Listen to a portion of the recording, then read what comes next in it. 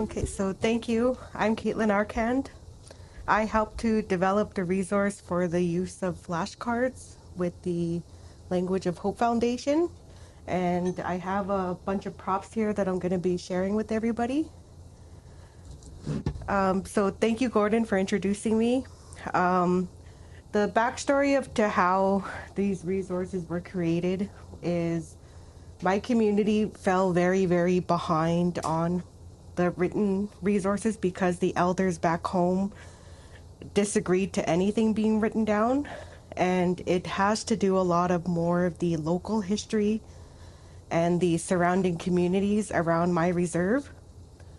So it wasn't until 2021 where our elders and our Cree language knowledge keepers allowed us to write things down and to even get them on laminated paper.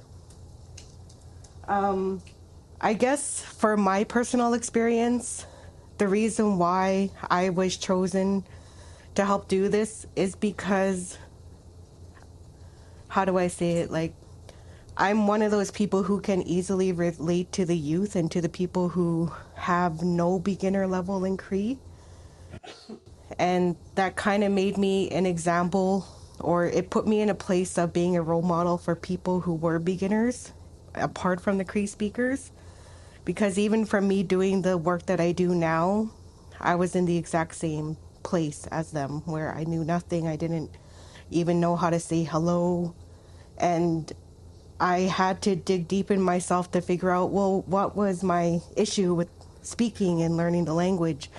And it came across me at the time that when I was going to school on the reserve, the only way I knew how to learn was to write off of the board from when the teacher was teaching us and typing on the computer. That's how we learned. Like, my school experience on the reserve, there was no teacher-student interaction, meaning we did everything on modules and on the computer.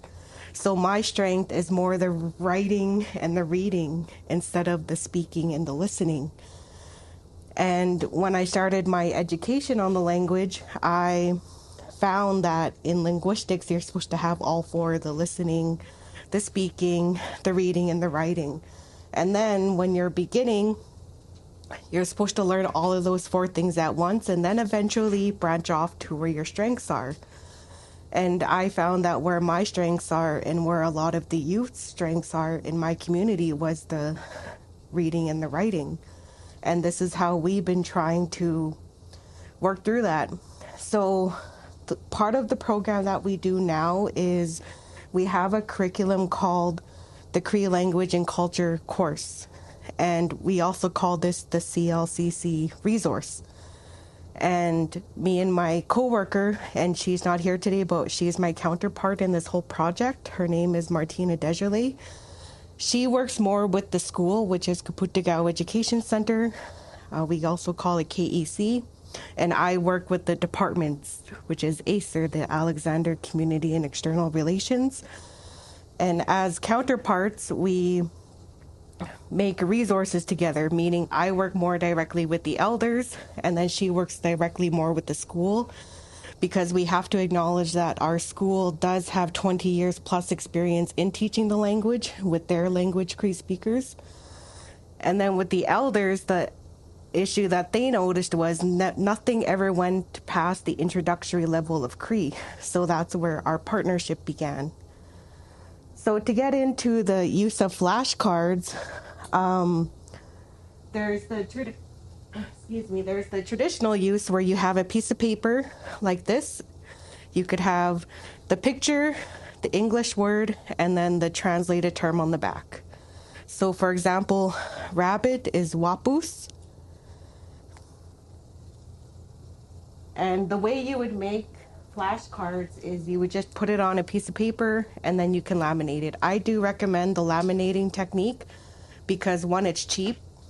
You can make as many as you need, and you can also decorate them. So I'm a big believer that if your notes are decorated, it's going to make you want to look at them more. And apart from that is, from the traditional uses, you can expand on the traditional use, meaning you can make them into labels that you can put on the wall. So for example, this is paper, and the Cree word for that. And then we have just the decorated background. Another way that you can expand on the use of the flashcards is to make them into posters. And this is where you can annotate your notes. So I also recommend to have the picture and then the word and then the little Cree word.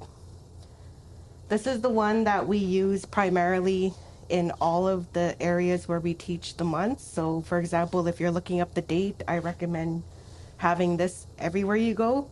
And when Gordon was introducing that, we have these resources everywhere in the community because we want the language to be consistent. And back where I'm from, there's actually 2 dialects of Cree that they teach. So we had to choose between which word is the right one for this word. So that's where these posters can be really, really useful. I'll give you a better example as to how the language may be different in certain Cree dialects. We primarily speak the Plains Y dialect, but we also have some of the Atikamekw in our reserve. And I'm not sure which dialect the Atikamekw one, I think it's the L or the R, something like that. So when we were collaborating with the school and the elders, we decided, well, let's just pick one. Let's pick the Y dialect. However, that's when we ran into these differences. So for example, we have the days of the week. From my understanding of the Atikamekw and the history around colonization and stuff, there's things where people say our week should start on a Sunday. And then there's some people who think our weeks should start on a Monday. So we have the translations for both. On this one, you're going to see that Sunday, Ayamio Kisagao is prayer day, and Monday, Punayamio Kisagao is Monday. And then the Niso Kisagao, Nishno Kisagao, and so on. So that is the history that we talk about where the colonization and the Christian influence came from, because we recognize that Sunday was for praying, and then the Monday was for reflection, the after prayer day. This one, it starts off Monday, Tiako Kisagao, Tuesday, Niso Kisagao, but then you're going to notice Sunday is Tepago Kisagao, which is the 7th day. So there's no recognition of that Christian influence in this paper. But when we give out these resources to our community members, we give them both, because we're kind of tired of explaining or fighting with each other. We just say, well, pick the one you want to post on your own wall at home. But it's important that all of our members know both interpretations. So that is the expansion of where some of the mindsets came from when we were making these resources. And you're going to see that it affects so many different pieces of our language. Like it affects the seasons. Like I've heard Sigwan, the Mioskamin. I heard in some places it's flipped for the breakup season in the spring. So we have, you could just turn on the back and you could see the whole history of why in some places they teach the Mioskamin and the Sigwan in different regions. Just to elaborate on that, for example, in one resource and in some of the classes we do is to recognize that when you're learning the language, you have to pick terms that are relevant to you. So, for example, all of the season terms that we have in Alexander, they're relevant to where our people are located, meaning we recognize that people from the Eastern Canada might have more of the dry season terms. And then where we are, we have more of the wetland season terms. So we're more likely to use those terms than these terms. So which is why learning things like seasons is a very important aspect, and to know the history of to why we choose certain terms over other communities. Sorry, Kaitlin, did you just push turn the mic? Yep, thank you.